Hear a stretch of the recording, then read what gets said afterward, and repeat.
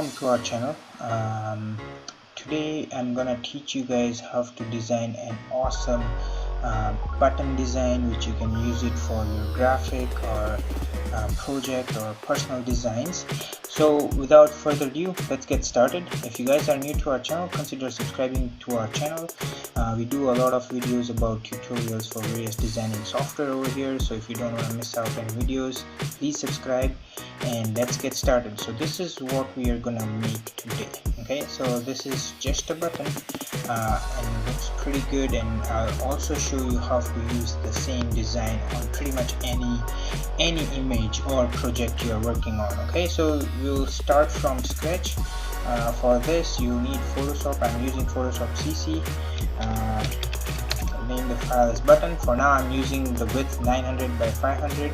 You can pretty much make even like maybe 1920 by 1080p button design, but in this case we're gonna make a small button. Okay, now here's the background. I'll unlock this layer by double clicking it. Okay, now I usually like darker backgrounds, so I'll apply the color overlay so that we just match the design which I showed you in the first place. So now it's pretty dark. Now I'm using a rounded rectangle over here.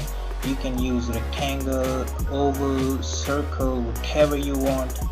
Believe me, the effect I'm gonna show you works on each and every shape. Okay, so you can custom design your button as well. With a pen tool, draw whatever shape you want, and you can make your buttons very fancy for your project. So you hold shift, it gets squared. If you let go the shift, you can draw a rectangle. So in this case I'm gonna draw about this rectangle. I'll keep it black and I'll rename it as background. Okay, now I usually rasterize the layer, so move it to the center. With Photoshop CC I like it the way it centers the element right here. Okay, and now I'm gonna draw a foreground, so I'll start from here and just draw a foreground just about here.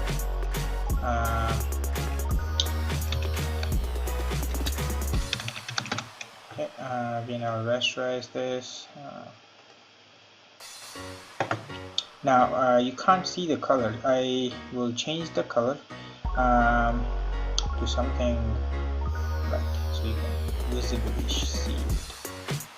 And I'll just kind of recenter it. Yep, there you go. Okay, now on this particular background, this color which is black or sort of dark gray, I'll just lighten this color up, okay, because it's too dark, because I want to have a pretty nice effect over here. So we'll just leave it somewhere around here. Okay, now I'll create more depth over here. Okay, so the button itself pops out. So to create more depth, I'll be using inner shadow. Okay, there you go. You can change the angle. So now the light kind of starts from here down, so the shadow is around here only. You can change the opacity, and here for sure I'll change the size and the distance to create more depth. Okay, looks pretty good.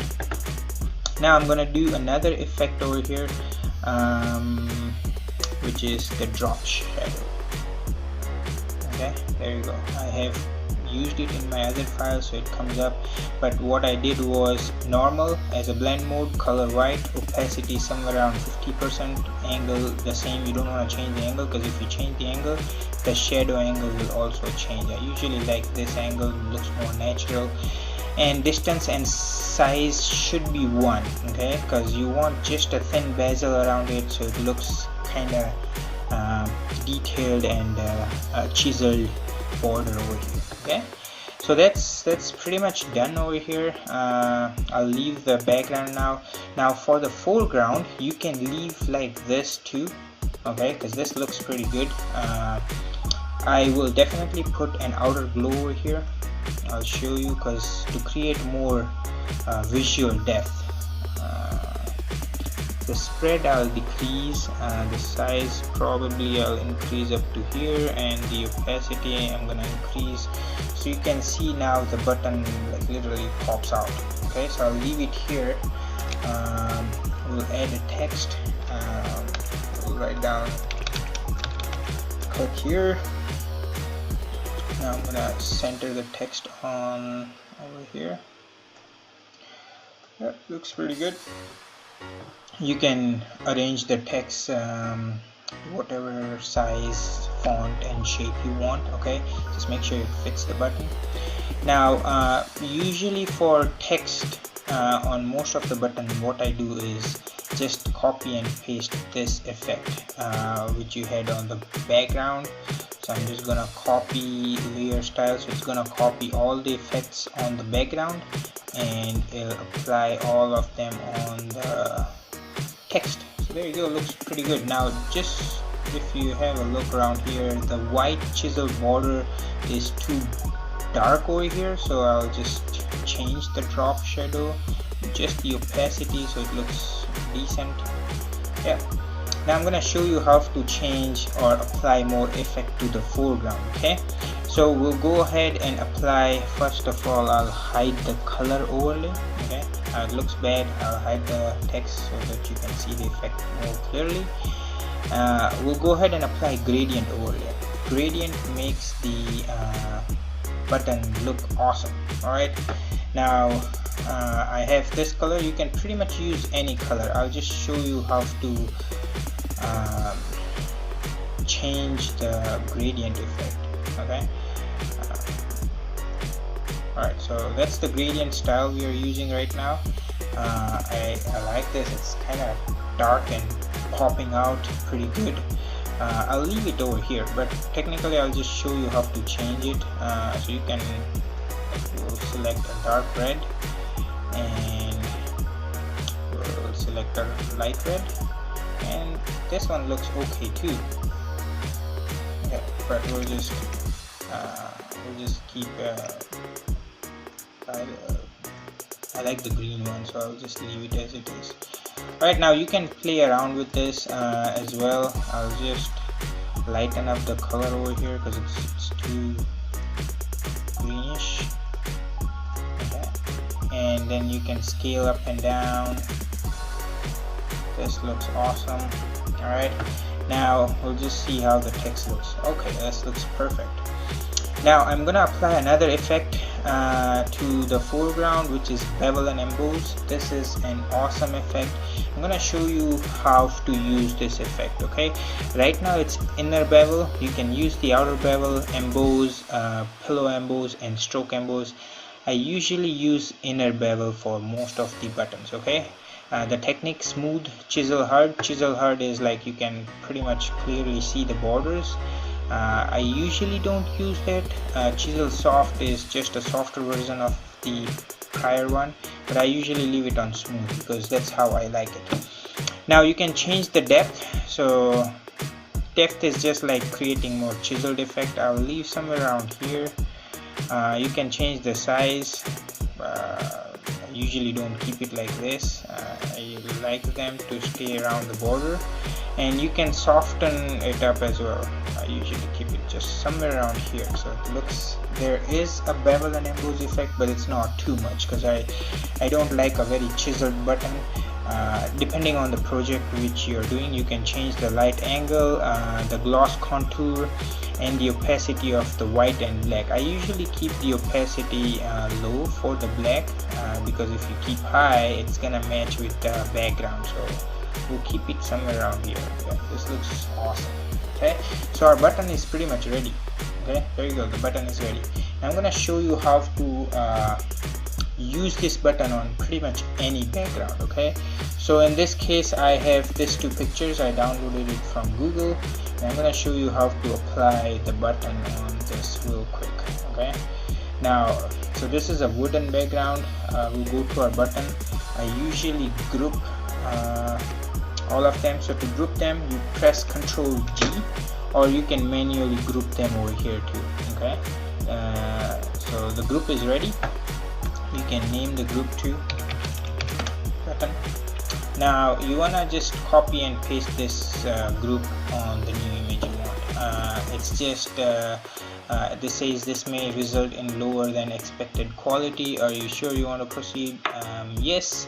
Again, mind you, if you had a really big image, then it would affect the quality, but here it looks pretty good. Now I'm gonna move it around. Now you can leave it like this too, but usually on backgrounds I like to apply this cool effect, which I'm gonna show you guys now. See the background, I'll hide all the effects, okay, and I'll just go over here in the blending options. I will select the blend, which is normal to overlay. There you go, that's it. So now it's just overlaid to the background. Alright, so our button is almost ready. You can just move it around anywhere and it's gonna pick up the background by itself. Alright, so this looks awesome. Now on this particular background we can probably change the color, I mean the gradient. So we'll quickly change the gradient. We'll probably use red over here. Red would be nice on this background. There you go, looks good. So there you go, the button is now ready. Okay, I'm gonna show you how to apply this button on another background which I just downloaded. We're gonna drag this and put it on a new layer. I'll just drag and drop this group from here to here. It's not gonna the earlier message won't pop up because this image is pretty much the same size. There you go. So see, it's nice and clean over here, and you can pretty much move it anywhere and the effect's gonna look awesome over here. So there you go. This is how you design a cool button. Now, as I explained you earlier too, you can change the shape, you can design custom buttons, you can use round, oval, whichever shape you want. I am gonna leave this Photoshop document in the description down below, so you can use it on your project, or if you're it's free to use. There is you don't even have to mention me in the videos you use or the graphic you use. However, I would appreciate if you mention me, but it's free to use. And I have also shown you guys how to customize the effect, so it looks awesome. I hope you really like this button effect, and stay tuned. I'm gonna do more designing tutorials in the upcoming videos, and that's pretty much it. I'm signing out. I'll see you guys in the next video.